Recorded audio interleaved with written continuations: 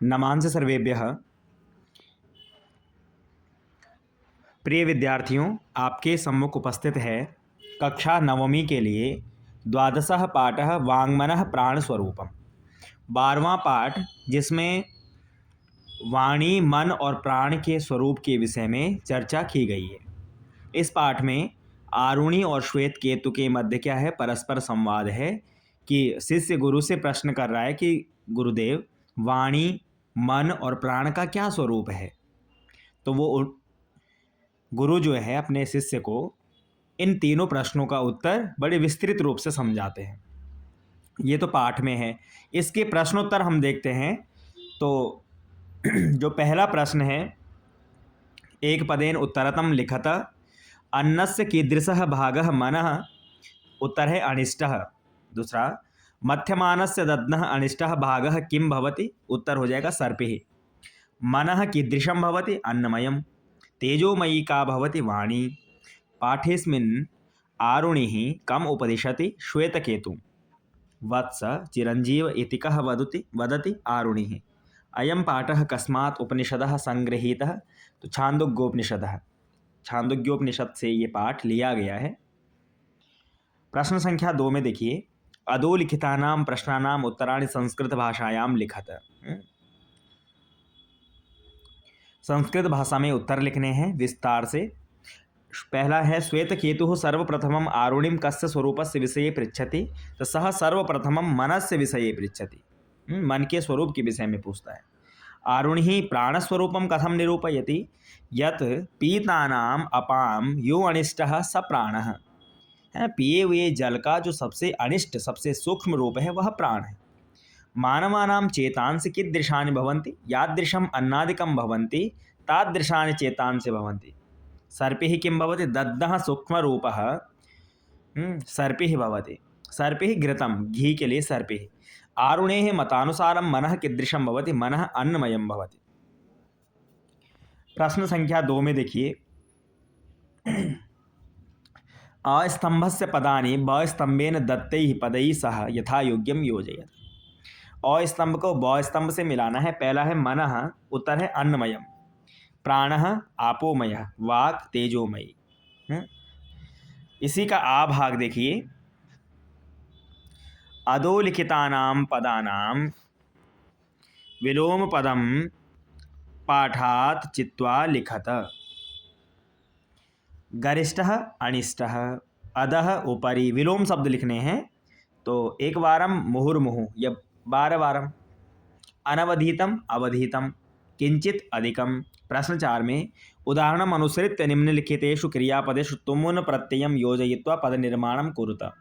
तुमुन प्रत्यय जोड़ के पद निर्माण करना है। जैसे प्रच्छ धातु में तुमुन जोड़ा तो प्रष्टुम, श्रु में तुमुन श्रोतुम, वंद में तुमुन वंदितुम, पठ में तुमुन पठितुम, क्री में तुमुन कर्तुम, वि उपसर्ग पूर्वक ज्ञा धातु में तुमुन प्रत्यय विज्ञातुम, वि उपसर्ग पूर्वक आंग उपसर्ग पूर्वक ख्या धातु में तुमुन विख्यातुम। प्रश्न 5 में, निर्देशानुसारम रिक्त स्थानानि पूरयत।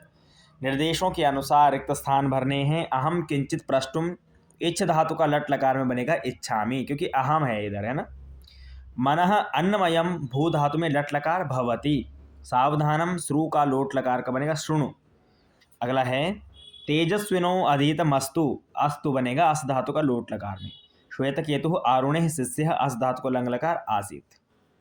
ठीक है। इसी का अभाग, उदाहरण अनुसृत वाक्यानि रचयत। वाक्य रचना करनी है।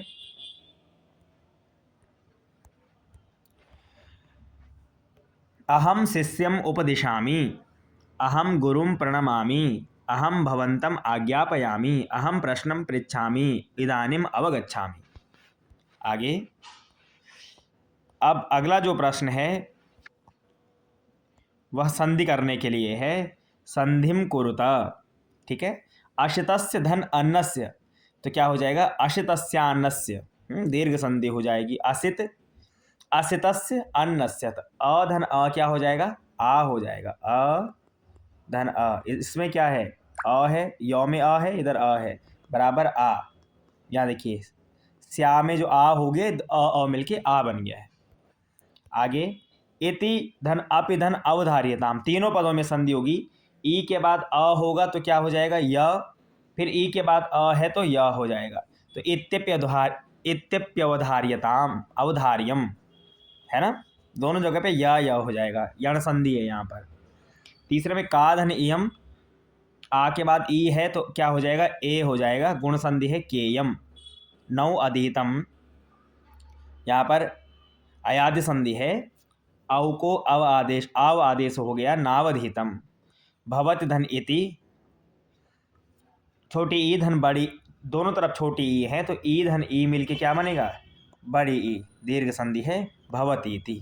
ठीक है, आगे देखिए, इसी का आ भाग है। प्रश्न निर्माणम कुरुत, प्रश्न निर्माण करना है। मध्यमानस्य ददनः अणिमा ऊर्ध्वम समुदिशति, तो जो अक्षर बोर्ड हैं, जैसे मध्यमानस्य बोर्ड है, इसके स्थान पे क्या आएगा प्रश्नवाचक शब्द, तो मध्यमानस्य इसके स्थान पे कस्य, बाकी यही ददनः अणिमा ऊर्ध्वम समुदिशति। दूसरा भवतः, तो केन घृतोत्पत्ति रहस्यम व्याख्यातम, तो केन घृतोत्पत्ति रहस्यम व्याख्यातम। आगे देखिए, आरुणिम उपगम्य श्वेत केतु अभिवादयति, क्या बनेगा उत्तर में, आरुणिम उपगम्य कह अभिवादयति, श्वेत केतु के स्थान पे कह। अंतिम, श्वेत केतु वाग विषये पृच्छति, श्वेत केतु कस्मिन् विषये पृच्छति, ये इसका प्रश्न बन गया है ना।